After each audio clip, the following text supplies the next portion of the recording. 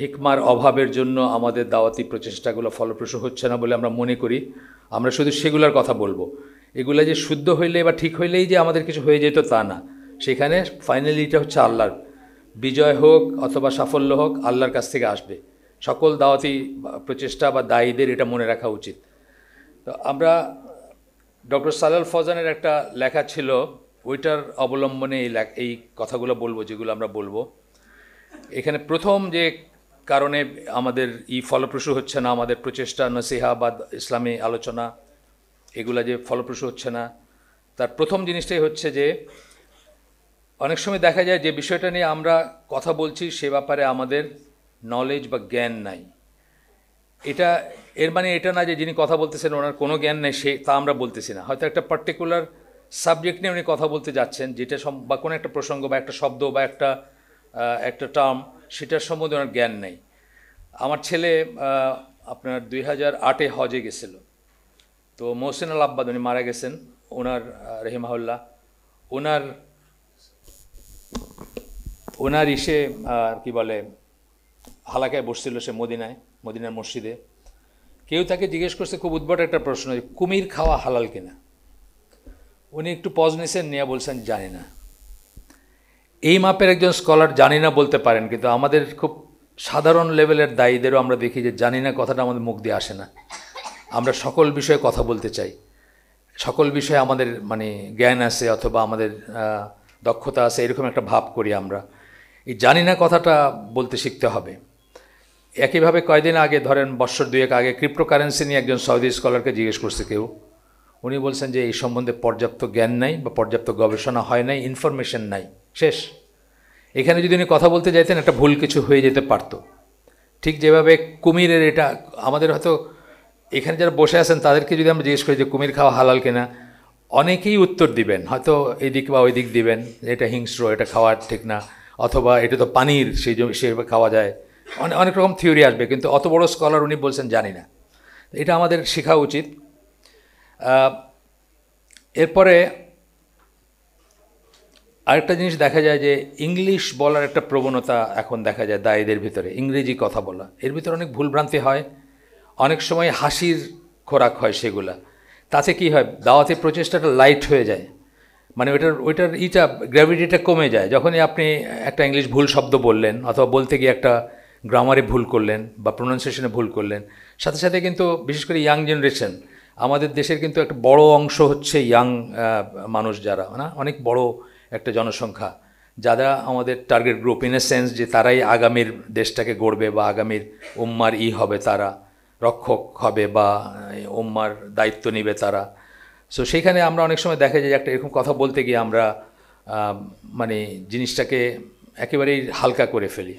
একইভাবে ধরেন সমকালীন কিছু ব্যাপার আছে, কিছু সমস্যা আছে, এলজিবিটির ইস্যুগুলা, অ্যাস্ট্রোফিজিক্স আকাশ গ্রহ তারা এইগুলো নিয়ে যে সমস্ত ফিজিক্স আছে সেটা, এআইয়ের ব্যাপারগুলো, নতুন জিনিস, আর্টিফিশিয়াল ইন্টেলিজেন্স, তারপরে ধরেন স্টেম সেল গবেষণা, এটা একটা নতুন জিনিস না, ক্রিপ্টোকারেন্সি যেমন বললাম, এই জিনিসগুলো নিয়ে একদম নিশ্চিত জ্ঞানের উপরে কথা বলা উচিত। না হলে বলা উচিত যে আমি এটা সম্বন্ধে জানি না বা আমি জেনে পরে কথা বলবো।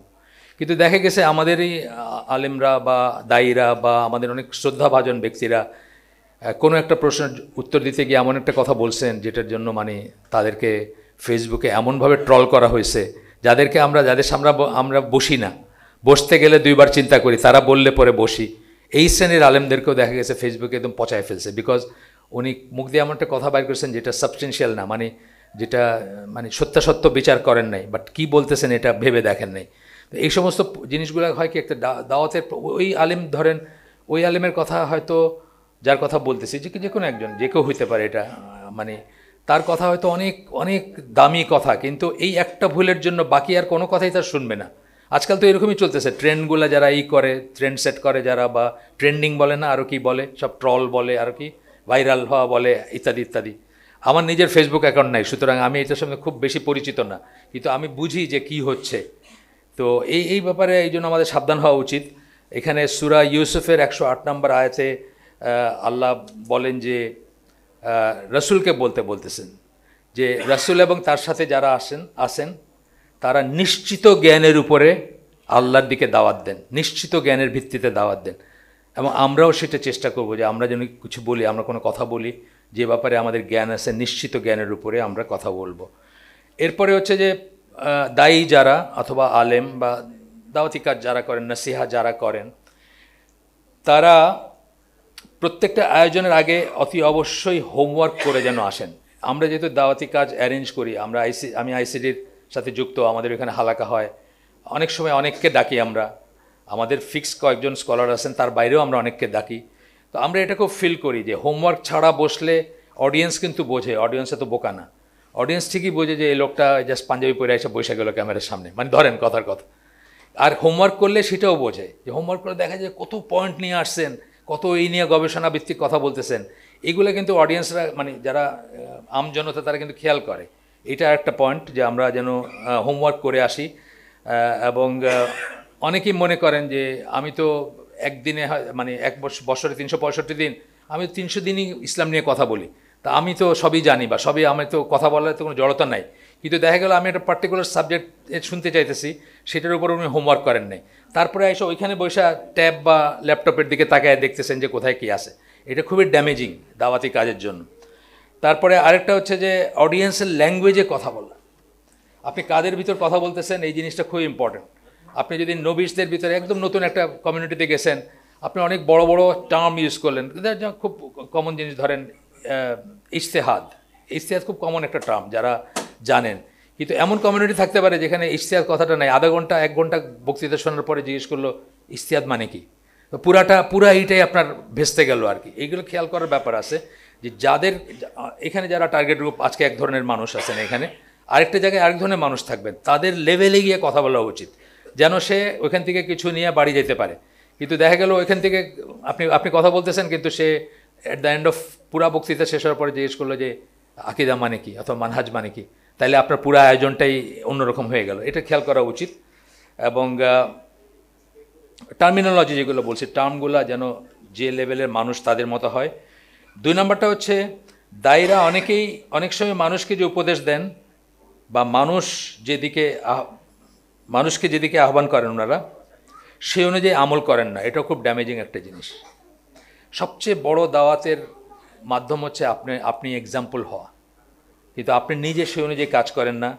যেমন ধরেন কথার কথা আমি বলতেছি না, কাউকে আমি দেখছি একজন দাওয়াতি কাজ করেন, উনি যদি বাহাতে পানি খান ধরেন সবার সামনে, অথবা আরও একটা কিছু, যেমন এই ব্যাপারে আল্লাহ বলেন, কোরআনের 2টা আয়াত আছে এখানে, আমরা জাস্ট সারমর্মটা দেখব। কোরআনের 2টা আয়াত আমরা দেখব এখানে। একটা হচ্ছে সূরা হুদের 88 নম্বর আয়াত।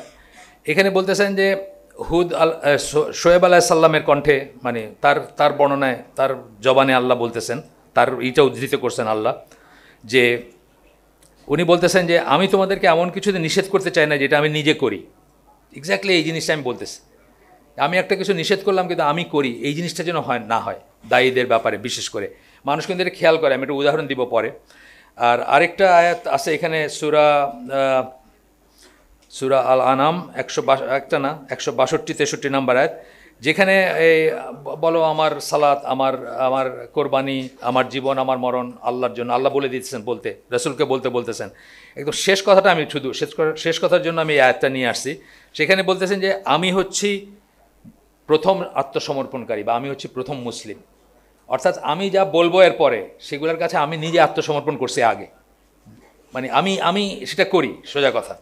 তো এইখানে আমি 2-একটা ঘটনা বলি যে কীভাবে এটার হয়। একটা হচ্ছে, আমি একটা প্রোগ্রামে ছিলাম আপনার ডিপ্লোমা ইঞ্জিনিয়ার্স ইনস্টিটিউট ঢাকায়, বড় হল বড়, অনেক মানুষ আছে। তো আমি ছিলাম, আরেকজন আলেম ছিলেন, এই দেশের শ্রেষ্ঠ আলেমদের একজন। এবং আমি খেয়াল করি নাই, মানে প্রোগ্রামটার মাঝখানে চা ব্রেক আছে, ওই সময় একটা লোক এসে আমাকে একটা কিছু জিজ্ঞেস করতেছে। তা আমি বললাম যে আজকে উনি আসেন, আপনি আমাকে কেন জিজ্ঞেস করতেছেন? চট করে সে আমাকে বলল, উনি তো দাড়িতে কলপ দিছে, এই জন্য ওনাকে জিজ্ঞেস করে কি হবে। চিন্তা করছেন, ওই আলেম ডেফিনেটলি দাড়িতে মানে ভুলভাবে কলপ দেন না, ভুলভাবে রং করেন না, উনি ফতোয়া জানেন, ফিক জানেন, নিশ্চয়ই উনি জেনে করছেন যেটা, যে খিদাম বা এই ধরনের কিছু দিয়েছেন, হয়তো একটু বেশি ডার্ক হয়ে গেছে। কিন্তু ওই লোকটা একটা লেম্যান, সে আমাকে বলতেছে উনি তো দাড়িতে কলপ দিয়েছেন, উনি তো নিজে যেটা প্রিচ করেন সেটা করেন না। ওনাকে জিজ্ঞেস করে কী হবে, আমি খেয়ে গেছি একদম, বেশ কয়েক বছর আগের কথা এটা। তো এই জিনিসগুলো ওরা খেয়াল করে, মানে অডিয়েন্স খেয়াল করে, মানুষ খেয়াল করে, বা সাধারণ মানুষ খেয়াল করে, তারা এক্সপেক্ট করে, অনেক বেশি এক্সপেকটেশন থাকে যে উনি দাওয়াত দেন, উনি ইসলামের কথা বলেন, উনি নিশ্চয়ই অনেক সুপিরিয়ারই। তো এইখানে আপনার রাসূল সাল্লাল্লাহু আলাইহি ওয়াসাল্লামকে যখন রাসূল সাল্লাল্লাহু আলাইহি ওয়াসাল্লামের মৃত্যুর পরে আয়েশা রাদিয়াল্লাহু আনহাকে যখন জিজ্ঞেস করা হয়েছে তার চরিত্র সম্বন্ধে, উনি বলছেন তোমরা কি কোরআন পড়ো নাই? তার চরিত্র হচ্ছে কোরআন। মানে এইটা হচ্ছে যে যা প্রিচ করছেন সেটা জীবনে ধারণ করা। আপনি যা কিছু বলতেছেন আমাকে নসিহা করতেছেন, আপনি নিজে ধারণ করছেন, এটা খুব এফেক্টিভ। এটা না হইলে আমাদের বক্তব্যগুলো এফেক্টিভ থাকে না। এরপরে আপনার আরেকটা জিনিস আমি বলি যে আপনারা যেন মানে দায়ী যারা, তাদের কথা এইটা মূলত হচ্ছে দায়ীদের জন্য। তার কারণ হচ্ছে টপিকটাই এরকম যে কেন এইগুলো ব্যর্থ হচ্ছে, আমাদের প্রচেষ্টা কেন ফলপ্রসূ হচ্ছে না বা কম এফেক্টিভ হচ্ছে। আরেকটা পয়েন্ট হচ্ছে যে আমরা অনেক সময় অন্য একজন মানুষকে তার কাজ দিয়ে জাজ করি, তার কাজ দিয়ে বিচার করি। ধরেন এই পাশ দিয়ে কেউ গেল, আমার গায়ে পা লাগাই দিয়ে গেছে, মসজিদে আমি বসে আছি, পাটা একটু জোরেই লাগছে, আমি চট করে কনক্লুড করি লোকটা কত বেয়াদব দেখছো, তাকে তার কাজ দিয়া বিচার করলাম আমি। কিন্তু একই জিনিস যদি আমি করি, তখন আমি মনে করবো যে না, আমার তো ইন্টেনশন ছিল না গায়ে পা দেওয়া, বা আমার নিয়তটা তো খারাপ ছিল না, আমি তো ভালো নিয়তেই গেছি, পাটা লেগে গেছে। তো আমরা সাধারণত কী করি, অন্যদেরকে তাদের কাজ দিয়ে বিচার করি আর নিজেকে বিচার করি নিয়ত দিয়া। এটা উল্টায় দেওয়া উচিত, যে নিজেকেও বিচার করা উচিত কাজ দিয়া, আর অন্যকে চান্স দেওয়া উচিত যে তার নিয়তটা বোধহয় ঠিকই ছিল, সে বোধহয় আসলে এটা মিন করে নাই। তাহলে আমাদের দায়িত্বের ক্ষেত্রটা আরও প্রসারিত হবে। আমরা ইজিলি মানুষের উপর রাগ করব না, বা মানুষকে করব না, সমালোচনা করব না, যে তার ইন্টেনশনটা বোধহয় ভালোই ছিল, পা লাগছে গায়ে, সে বুঝে নাই, সে দেখে নাই। কিন্তু সাধারণত আমরা যেটা ভুল করি, ওকে আমি বিচার করি তার কাজ দিয়া, আর নিজেকে বিচার করি আমার নিয়ত দিয়া। এটা উল্টায় দেওয়া উচিত আর কি। 3 নম্বর পয়েন্ট হচ্ছে দাওয়াতি কাজের পেছনে আমাদের চালিকার শক্তি বা নিয়তটা সঠিক থাকে না অনেক সময়। কেন দাওয়াতি কাজ করতেছে, প্রায় দেখবেন কোনো একটা দাওয়াতি গ্রুপ বা একটা গোষ্ঠী, সে বলতেছে তার ওইটাই ঠিক, তার বাইরে সব কিছু ভুল, বা তার ভিতর সে আমার এই গোষ্ঠী, মানে আমার এই সংস্থার ভিতর থাকলে সে আমার ভাই, আর নাইলে সে আমার কেউ না, এরকম একটা সেন্স থাকে না। এইটা কিন্তু খুব ভুল একটা জিনিস। মানে আমরা যেখানে যে আসি, আমরা যদি সঠিক আকীদা মানহাজের উপর থাকি, তাহলে আমরা সবাই আহলুস সুন্নাহ ওয়াল জামার একজন মেম্বার। সেখানে একটা ভালো কাজ যদি ওকে দেওয়া হয়, সেটাও আমার অ্যাপ্রিসিয়েট করা উচিত। শুধু আমারটাই ভালো বা আমার মাধ্যমে করলেই ভালো, এমন কোনো কথা না। তো নিয়তটা সঠিক থাকে না, শো অফ করা, দেখানো, পপুলারিটি, স্ট্যাটাস, লিডারশিপ, এই জিনিসগুলো অনেক সময় আমাদের অন্তরায় হয়ে দাঁড়ায়, এবং আমরা ওইগুলোর জন্য কাজ করি, এবং নিয়ত সঠিক থাকে না দেখে এটার রেজাল্টও সঠিক হয় না। প্রায় দেখা যায় যে এই জন্য আপনার এটার রেজাল্টটাও সঠিক হচ্ছে না। এখানে 2টা আয়াত আসছে হিসাবে, এই প্রসঙ্গে 2টা আয়াত আছে, আমি একটু জাস্ট এখানে আল্লাহ বলতেছেন, মানে আমি তোমার কাছে কোনো আজর চাই না, এখানে শব্দটা আজর ইউজ করছেন, কোনো রিটার্ন চাই না, কোনো রেজাল্ট চাই না, কোনো প্রতিদান চাই না। সূরা আল আনাম 90 নম্বর আয়াত। আরেকটা হচ্ছে সূরা হুদ, সেটার 29 নম্বর আয়াত। একই কথা, একই রকমের কথা, যে আমি তোমার কাছে কোনো ওয়েলথ চাই না, কোনো সম্পদ চাই না, আমি যে অ্যাডমনিশ করতেছি, আমি যে নসিহা করতেছি, এই জন্য কিছু বিনিময়ে কিছু চাই না, কোনো সম্পদ চাই না। অনেক সময় দেখা যায় আমাদের দাওয়াতি কাজ, নসিহা, ওয়াজ মহফিল ইত্যাদির পিছনে এই ফ্যাক্টরগুলো থাকে, টাকা পয়সাও থাকে, পপুলারিটি থাকে, আরেকজনকে ঘায়েল করা থাকে, আরেকজন হচ্ছে বড় করা নিজেকে থাকে, এই জন্য আমাদের এগুলো কাজে লাগে না। তো এই আরেকটা জিনিস হচ্ছে যে আমরা যেন কোনো হিডেন এজেন্ডা নিয়ে দাওয়াতি কাজ না করি, বা নসিহা না করি, বা ইসলামের আলোচনা না করি। হিডেন এজেন্ডা মানে আমার একটা মত আছে, ধরেন এই ব্যাপারটা নিয়ে 2 সাইডেই মত আছে, কোন একটা ব্যাপার 2 সাইডেই মত আছে, এটাও ঠিক ওইটাও ঠিক, এরকম কথাবার্তা আছে। আমি যেটা বিশ্বাস করি সেটা প্রোপাগেট করার জন্য আমি সমস্ত দলিলপত্রকে টুইস্ট করে ওই দিকে নিয়ে গেলাম মানুষকে। এই ধরনের যেন এজেন্ডা না থাকে। আমার এজেন্ডা যেন থাকে দায়ী ইলাল্লাহ বলি না আমি, কেবলমাত্র আল্লাহর জন্য হয় এবং কেবলমাত্র আল্লাহর দিকে হয়, এটা যেন আমার নিয়ত থাকে। এরপরে হচ্ছে যে ওই টুইস্ট করার একটা উদাহরণ দিচ্ছি। বাংলাদেশি হাদিসের বইতে দেখবেন কুকুরের মতো হাত রেখে সালাত আদায় করা নিষেধ, ব্র্যাকেটে পুরুষের, মানে মেয়েদেরটা ঠিক আছে আর কি। এখানে কিন্তু অরিজিনাল হাদিসে মেয়ে বা পুরুষের কোনো কথা নেই। যেহেতু আমরা এই দেশে মানে বিশ্বাস করি যে মেয়েদের ওইরকম করে জবুথবু হয়ে ওইরকম নিচু হয়ে হাত ইসে করে নামাজ পড়া দরকার, এই জন্য পুরুষের কথাটা আমরা লাগাই দিছি।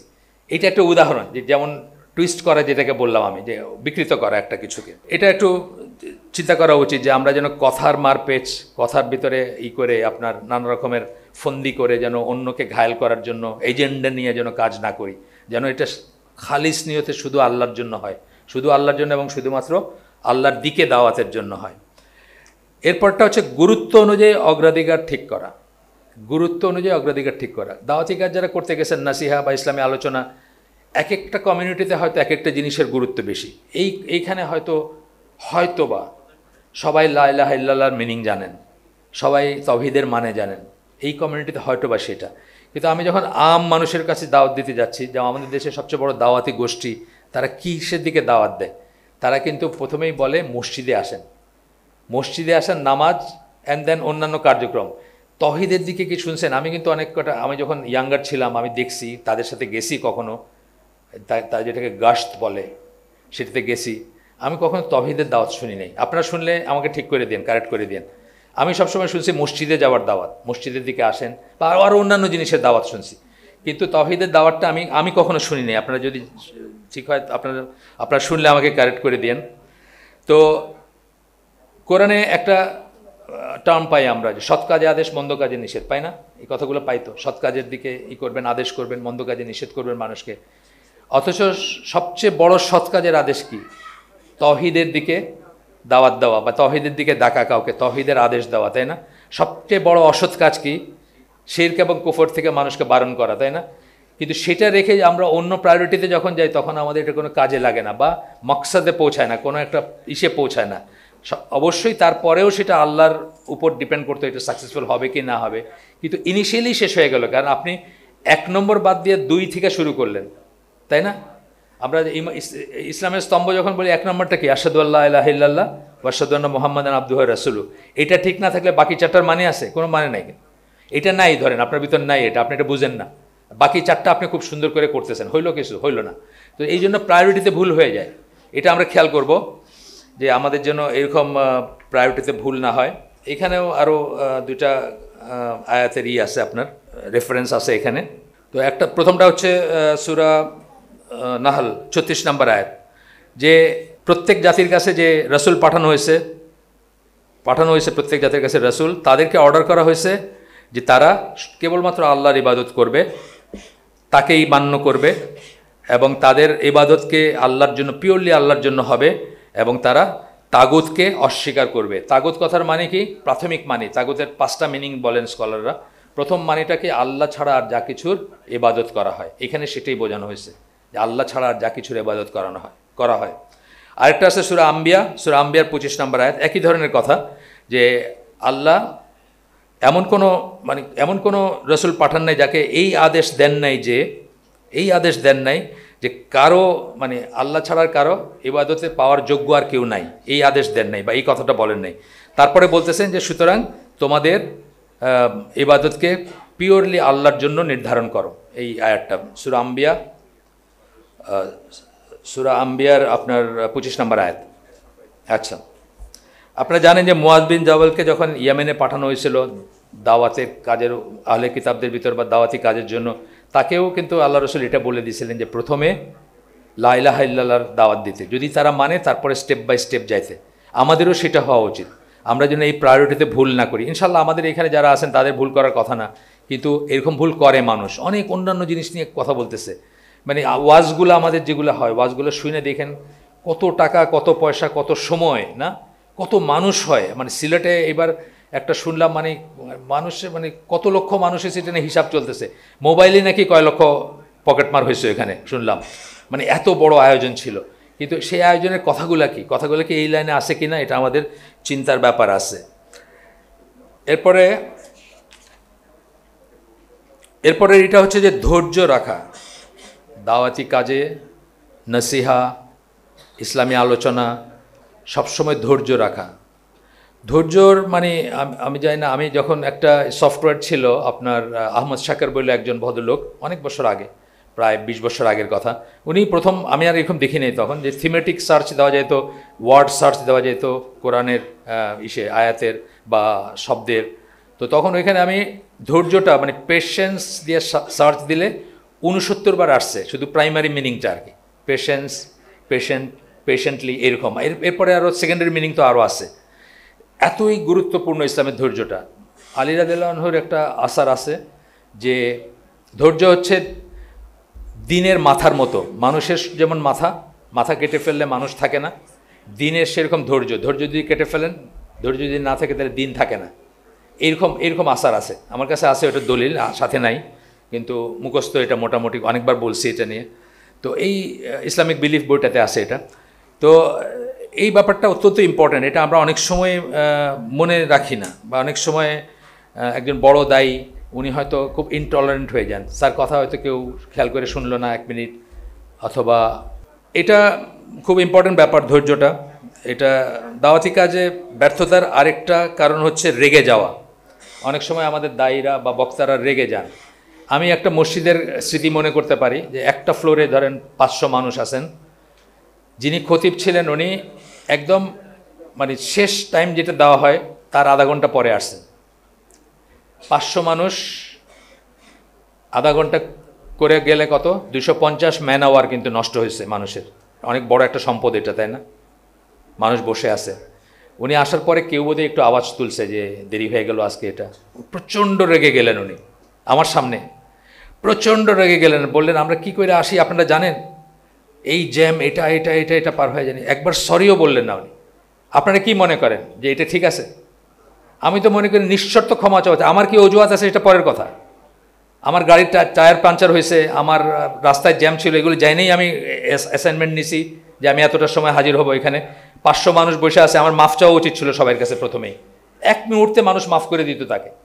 উনি যদি চাইতেন যে আমি চেষ্টা করেও পারি না, মাফ করে দেন, উনি উল্টা রেগে গেলেন। রেগে গিয়া পুরা মানুষগুলো চুপ হয়ে গেল। এবং এই যে দুর্বিনীত ভাবটা দেখলাম ওনার, এটার জন্য কিন্তু ওনার কথা মানুষ সেকেন্ড টাইম চিন্তা করবে, বা ওনার কথাগুলো মানুষের কানে নাও যাইতে পারে কখনো, তাই না? এগুলো চিন্তা করা উচিত। তো এখানেও আপনার একই রকমভাবে 2টা আয়াত আছে, আমরা একটু জাস্ট আয়াতের রেফারেন্সটা দিব, আর কিছু না। প্রথমটা হচ্ছে সূরা আল আনাম 10 নম্বর আয়াত, যেখানে বলতেছেন আল্লাহ রসুলকে আল্লাহ বলতেছেন যে তোমার আগেও নবীদেরকে বিদ্রোপ করা হয়েছে, ঠাট্টা করা হয়েছে। ঠাট্টা বিদ্রোপ করতো না আমাদের নবীকে? করতো। আল্লাহ তাকে কি বলতেছেন? আল্লাহ তাকে ধৈর্য ধরার সবক দিচ্ছেন এখানে, যে উদাহরণ দিচ্ছেন যে তোমার আগেও মানুষকে এভাবে মক করা হয়েছে বা এভাবে বিদ্রোপ করা হয়েছে। আরেকটা আয়াত হচ্ছে সূরা আল আনাম 34 নম্বর আয়াত, একই ধরনের কথা, যে তোমার আগেও রাসূলদেরকে অস্বীকার করা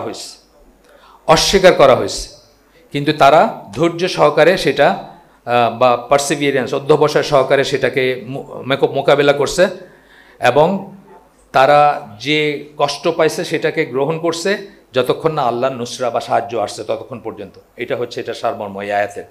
তো সেটা আমরা মনে রাখবো। আমরা যখন দাওয়াতি কাজ করতে যাই আমরা চিন্তা করব, প্রথম কথা হচ্ছে মানুষগুলোকে আমরা সম্মানের চোখে দেখব, গরু ছাগল দেখব না, গরু ছাগল হিসাবে।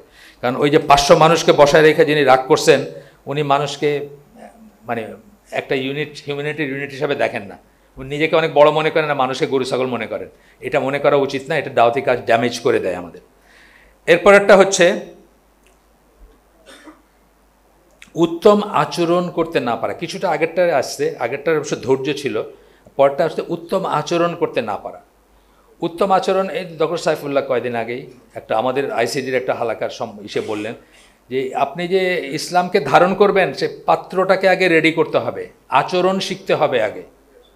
আচরণ হচ্ছে সেই পাত্রটা, আপনার খলুক বা আখলাক যাই বলি, অ্যান্ড দেন আপনি সেটাতে ধারণ করবেন ইসলাম, তখন আপনার দাওয়াতি কাজ বলেন বা অন্য কাজগুলো ফলপ্রসূ হবে। আর যদি আপনার উত্তম চরিত্র না হয়, উত্তম আচরণ না হয়, ব্যবহার না হয়, হ্যাঁ, আপনার যদি এটিকেট ম্যানার, এগুলো ম্যানার যেটাকে আমরা বলি, এটা যদি সুন্দর না হয়, তাইলে কিন্তু আপনার দাওয়াতি কাজ, অনেক ভালো কথাও কিন্তু আপনার মানুষের ভিতরে কোনো এফেক্ট ফেলবে না। তো এখানে তো আমরা জানি রাসূল সাল্লাল্লাহু আলাইহি ওয়াসাল্লামকে আল্লাহ কী বলছেন, একাধিক আয়াত আমরা এখানেই করব। সূরা আলে ইমরানের 159, সূরা কালাম 4 নম্বর আয়াত, এবং সূরা আহজাবের 33 নম্বর সূরা 21 নম্বর আয়াত। এই প্রত্যেকটা জায়গায় আল্লাহ কি আল্লাহ রাসূলের আচরণ এবং চরিত্রকে প্রশংসা করছেন, আমাদের জন্য আদর্শ বলছেন। মানে কতটুকু আপনি চিন্তা করেন যে মসজিদের ভিতর বেদুইন পেশাব করে দিছে, তাকেও কিন্তু তিরস্কার করতে দেন নাই। সাহাবীরা চাইছেন তিরস্কার করতে, কিন্তু আল্লাহ রসুল দেন নাই। এই এই এই উদাহরণটা যেমন ধরেন উত্তম আচরণের ব্যাপারে যেটা বলতেছি আমরা, ফেরাউনের কাছে যখন মুসা আলাইহিস সালাম গেছেন, আল্লাহ তাকে সফটভাবে কথা বলতে বলছেন, নরমভাবে কথা বলতে বলছেন, সুন্দর করে কথা বলতে বলছেন। সূরা তাহা 44 নম্বর আয়াতে আল্লাহ বলতেছেন যে সুন্দর করে কথা বলবা ওর সাথে। আল্লাহ জানেন তার ডিভাইন উইজডমে যে ফেরাউনের হেদায়েত হবে না, তথাপি বলছেন, সুন্দর করে কথা বলতে বলছেন। নবীর ভদ্র আচরণ এবং উন্নত চরিত্রের প্রশংসা করছেন, বা একাধিক যেগুলো আমি যে আয়াতগুলো বললাম, আমি হয়তো একটা দুইটা একটু চট করে দেখে দিতে পারি আপনাদের জন্য, যে মানে জাস্ট বক্তব্যটা কী ছিল সেটা। একটা হচ্ছে সূরা আলে ইমরান 159 নম্বর আয়াত, যেখানে বলতেছেন যে আল্লাহর করুণায়, আল্লাহর দয়ায় তুমি ভদ্রোচিত ব্যবহার করছো, বা জেন্টলনেস, কাইন্ডনেস ছিল তোমার ব্যবহারের ভিতরে তাদের সাথে। তুমি যদি সিভিয়ার বা হার্শ হইতা, তুমি যদি কঠোর হইতা, তারা তোমাকে ছেড়ে চলে যেত, তোমার কাছ থেকে পালায় যেত। এটা যদি নবীর বেলায় প্রযোজ্য হয়, আমাদের বেলায় আরও বেশি, তাই না? নবীর কাছে তো অকাট্য প্রমাণ ছিল, কোরআন ছিল, দলিল ছিল, তারপরেও তাকে বলতেছেন যে তুমি আল্লাহর রহমতে তুমি খুব সুন্দর ব্যবহার করছো তাদের সাথে সুন্দর করে কথা বলছো, বা তাদের সাথে জেন্টল মানে ভদ্র আচরণ করছো। যদি তুমি হার্শ হইতা, তাহলে তারা তোমাকে ছেড়ে চলে যেত।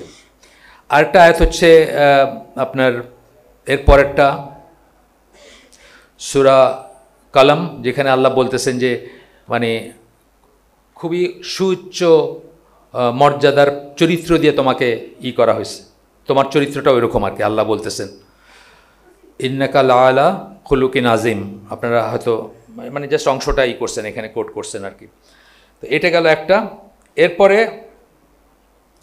এই উত্তম আচরণের ভিতরেই আসতেছে কমিউনিটি গঠন করতে ব্যর্থ হওয়া। এটার করলারি হিসাবে আসতেছে যে কমিউনিটি গঠন করতে ব্যর্থ। আমাদের দেশে দেখেন আলেম সেন্টার্ড কমিউনিটি কয়টা আছে? আমি তো খুঁজে পাই না। মসজিদ সেন্টার্ড কমিউনিটি কয়টা আছে? মফস্বলে থাকতে পারে বা অন্যখানে। ঢাকায় আমি বলতেছি মসজিদ সেন্ট্রিক কমিউনিটি যেটাকে বলি আমরা। এখানে আজকে যারা আসছেন, এদের ভিতর কয় পার্সেন্ট এই মসজিদের চারপাশে থাকেন? আমার মনে হয় না 10%ও থাকেন, তাই না? বাইরের থেকে আসছেন সবাই, চিন্তা করে দেখেন, বাইরের থেকে আসছেন সবাই। এই মসজিদটা কিন্তু কমিউনিটি বেসড না, এই মসজিদটা কিন্তু কমিউনিটি ওয়াইজ আবাদ না। আপনি একদিন বুধবারের আসরের নামাজ পড়েন এসে এখানে, আপনি দেখবেন এখানকার চেহারা কি। মাদ্রাসার ছেলেরা আছে, তাদের টিচাররা আছে, আর 2-4 জন আসেন পাশ থেকে। এই কমিউনিটি বেসড টিচার অত্যন্ত ইম্পর্ট্যান্ট। এটা যতদিন আল্লাহ রসুল সাল্লাল্লাহু আলাইহি সাল্লাম বেদুইনদেরকে তাগিদ দিতেন তোমরা মদিনায় এসে সেটেল করো, আর নাইলে গনিমতের মাল পাইবা না। তার কারণ কি? কারণ হচ্ছে যে কমিউনিটির ভিতরে থাকলে আপনার চরিত্রে যে পরিবর্তনটা আসবে, আপনার বিহেভিয়ারে যে পরিবর্তন আসবে, আপনার দিনের যে জ্ঞান হবে বা দিনের প্র্যাকটিস যেটা হবে, আপনি যখন আপনার অন্য বেদুইন কমিউনিটিতে আসেন, মানে তাদের হয়তো সবাই মুসলিমও না, বা কেউ মুসলিম কেউ না, আপনার উপর বা ওদের লাইফস্টাইলটা খুব হার্শ, বেদুইনদের জীবনযাত্রাটা খুব কঠোর, খুব চাঁচাছোলা আর কি। তো এই ইসলামিক কমিউনিটির সাথে থাকলে বা রাসূলের কমিউনিটির সাথে থাকলে যে চরিত্রে যে পরিবর্তন আসবে, সেটা আসবে না। এই জন্য রাসূল তাগিদ দিয়েছেন যে এখানে এসে থাকো, আমাদের সাথে এসে থাকো, মদিনায় এসে থাকো। তো এই সেম জিনিস এখানে মসজিদগুলো হওয়া উচিত ছিল আইডিয়ালি। আমি বলতেছি না যে আমি কারোর দোষ ধরতেছি না। আপনি আমাকে বলতেই পারেন যে আপনি করে দেখালেন না কেন। না, আমি পারি না এখনও মসজিদ বানাইতে। ইনশাল্লাহ যদি আল্লাহ দেন চেষ্টা করব, আমরা করতেছি একটা চেষ্টা, আপনারা জানেন।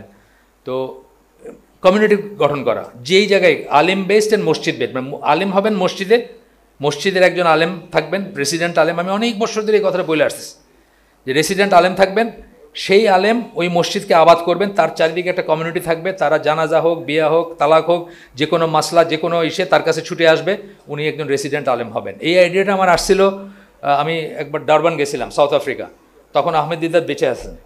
তা আমি তার সাথে দেখা করতে চাইছিলাম, এই মর্মে আমি একটা মুসলিম ট্যাক্সি ড্রাইভারের ট্যাক্সিতে উঠছি। উনি বলেন না, উনি তো এখানে, উনি সৌদি আরব আসেন, ওনার হার্টে কি মানে স্ট্রোক হয়েছে বা কিছু হয়েছে, ওনাকে সৌদি আরব গেছেন, ওইখান থেকে বোধহয় চিকিৎসা হবে বা কিছু হবে।